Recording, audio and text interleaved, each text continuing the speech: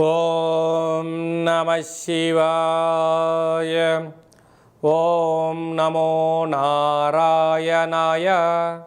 ఓం కాళభైరవాయ నమో నమః. ఓం గృహలక్ష్మీదేవ్యై నమో నమః. హరి ఓం. ప్రధానంగా గృహంకి మనకు 8 వైపులా దిక్పాలకులు ఉంటారు. తూర్పు, ఆగ్నేయ, దక్షిణ, నైరుతి, పశ్చిమ, వాయువ్య, ఉత్తర, ఈశాన్య దిగ్భాగాలు ఉంటాయి. ఇలాంటి ఒక్కొక్కరికి ఒక్కొక్క పరిస్థితుల ప్రభావం చేత వీధిపోటు ఉంటుంది. కనుక చాలామందికి సందేహాలు ఉంటాయి.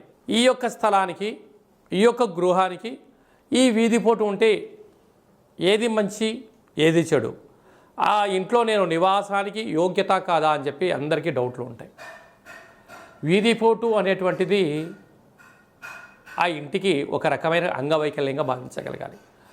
అంగవైకల్యం కలిగిన వ్యక్తి ఒక సోల్జర్గా, ఒక దేశ సంరక్షకుడిగా, ఒక పోలీస్ ఆఫీసర్గా ఎలా ఫిట్నెస్ కాలేడో, అర్హుడు కాలేడో, ఇంటికి 8 మూలల ఏ వైపు వీధిపోటు ఉండినను దోషంగానే భావించాలి. కనుక కొన్ని ప్రాంతాలలో ఫస్ట్ ఫ్లోర్, సెకండ్ ఫ్లోర్లో వీధిపోటు కనపడదు. 4వ ఫ్లోరు, 5వ ఫ్లోర్కి వెళ్ళిన తర్వాత ఆ వీధి నుంచి వచ్చేటువంటి సూర తగులుతూ ఉంటుంది. తూర్పులో వీధిపోటు ఉన్నప్పుడు, అలాగే 8 వైపున వీధిపోట్లు ఉన్నప్పుడు ఇంటి యొక్క యజమాని యొక్క జాతకాన్ని, ఆ గృహంలో నివసించే వారి యొక్క స్థితిగతులను తెలియచేస్తూ మనం దోషాన్ని ఎలా అరికట్టకాలి, ఆ నెగటివిటీ నుంచి ఎలా కాపాడుకోవాలో మనము 8 మూలలా ఉండబడినటువంటి వీధిపోటు అంశాలను సంపూర్ణంగా తెలుసుకుందాం. ఉదాహరణకు తూర్పు ఉందనుకుందాం మన ఇంటికి. అంటే మన ఇంటికి ముందర ఒక అడ్డ రోడ్డు ఉంది, ఆ తర్వాత టీ షేప్లో ఒక రోడ్డు వచ్చింది. ఉదాహరణకు నేను ఒకటి చూపిస్తాను నేను మీకు. ఇక్కడ ఇది మన గృహం అనుకుందాం. ఇక్కడ రహదారి ఉంది తూర్పులో. ఇక్కడ సైమల్టేనియస్గా ఈ రోడ్డు ఇలా ఉంటుంది.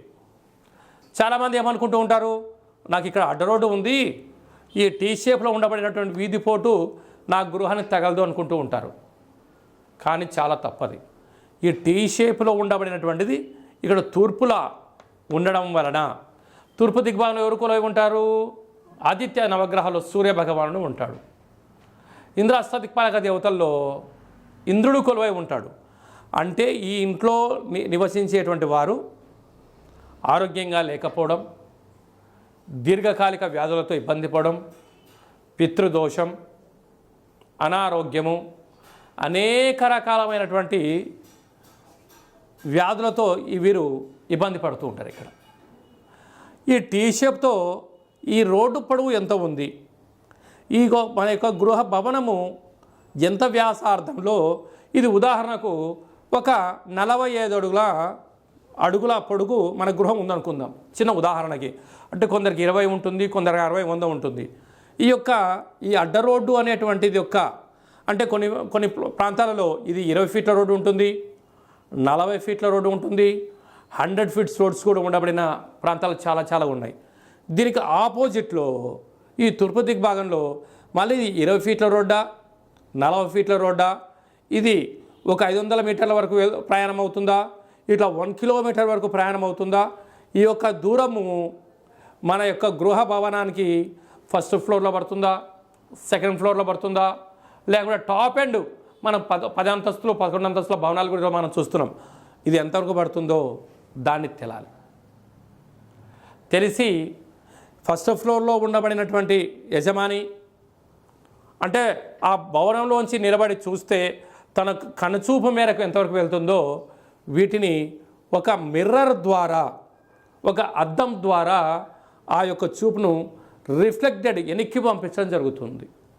ఇక్కడ ఏమవుతుంది, ఈ 8 ఈ సూర్య భగవాను యొక్క ఆశీస్సులు, ఇంద్రుడి యొక్క ఆశీస్సులు కలిగి అనారోగ్యాన్ని దూరం చేసుకొని ఆరోగ్యంగా ఉంటూ ఇంద్ర పదవులను అలంకరిస్తూ ఉన్నతమైన జీవితం పొందగలరు. లేకపోతే నిత్యము అనారోగ్యము, పెరాలసిస్, నరాల బలహీనత, బ్రెయిన్ స్ట్రోకు, అలాగా అప్పులకు కూరుకపోవడము, అనవసరమైన గొడవలకు వెళ్ళడము, అనవసర రాజకీయాలలో ఏలు పెట్టడము, తనకు బలం లేకపోయినా పోటీలలో పాల్గొనడం, అపజయాన్ని మూటగట్టుకుంటూ ఉంటాం. ఇలాగా మన తాతలు తండ్రులు ఈ యొక్క ప్రాంతంలో ఒక యోగాన్ని పొంది ఈ వీధిపోటు గృహంలో మనం ఎప్పుడైతే చేరుతామో అది రెంటెడ్ గృహం కానీ, స్త్రీ నివాసం కానీ, ఆఫీసులు కానీ, పార్టీ కార్యాలయాలలో ఇలాంటి ఏమైనా ఇబ్బందులు ఉన్నట్లయితే చరిత్రహీనులం అవుతామని చెప్పి బాగా గుర్తుపెట్టుకోగలగాలి. కనుక అలాంటి కాల సమయంలో ఈ ఇంటికి ఇలాగా ఎనిమిది వైపులా మనము అష్టదిగ్బంధన కార్యక్రమాలు చేసి ఈ అద్దాన్ని రిఫ్లెక్ట్గా ఎనికేలా పంపించగలిగినట్లయితే చరిత్రలో మనకంటూ మళ్ళీ కొన్ని పేజీలు ఉండడం, పరిపాలన సామర్థ్యత పెరగడం, ఉన్నతమైన జీవితాన్ని పొందుతామని చెప్పి గమనించాలి.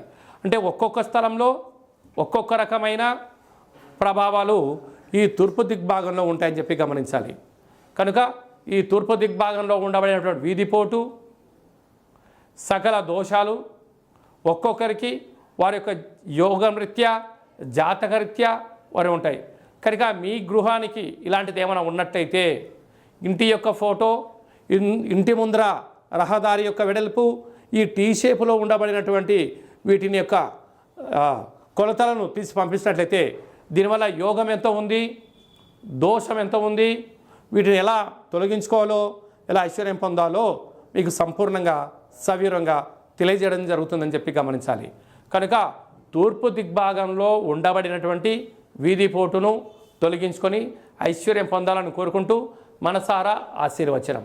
సర్వే జనా సుఖినో భవంతు.